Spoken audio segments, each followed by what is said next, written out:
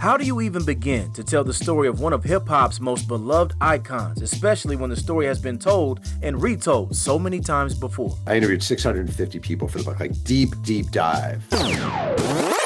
Wait, hold on. How many people?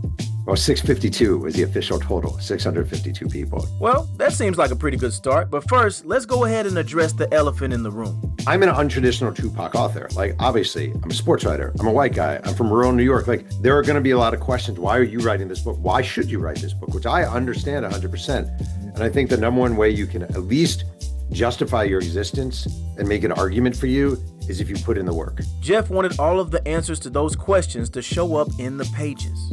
Tell you the journey, tell you what kind of soda he liked, tell you who he dated, tell you what his love letters sounded like, tell you what went behind the songs. My greatest technique in working on this book, honest to God, saying to the hip hop artist, look, I recognize I am not of this world, but you're never going to meet anyone who's more curious about it. And I felt like that took me very far. He circled back on Tupac's time in Charm City, from middle school in Roland Park to his freshman year in high school sharing a classroom with NBA great Sam Cassell. Oh man, Baltimore was my favorite part of his life. And I'm not just saying that because I'm here. It's my favorite part of his life. One of the first things I did is get the old Baltimore School for the Arts yearbooks. And then you go person by person by person by person by person. He had a girlfriend named Mary Baldridge.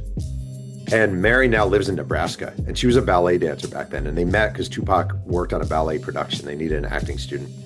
And I found Mary. And Mary had never spoken to anyone before. And Mary said to me, if you come out to Nebraska, my mom recently found about 150 letters that Tupac wrote me under the bed. And if you come out to Nebraska, I'll share the letters with you.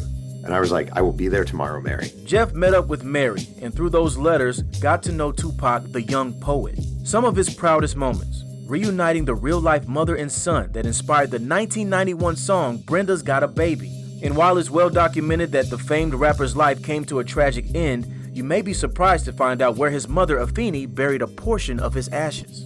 On an abandoned lot in Lumberton, North Carolina, an abandoned lot in a town that time has forgotten. Tupac's final resting place, known to only about a dozen people, just one of a few discoveries Jeff was able to uncover on the artist who lived a multi-layered life. I hope people really get a good understanding of who this guy was, what made him who he was, and that he wasn't just thug life or a slogan on a t-shirt. He was a real human being who had to overcome so much to get to where he was. And even though he died at 25, and even though he had a lot of hardships and a lot of missteps, I consider him in many ways a resounding success story. Randall Newsom, WMAR 2 News.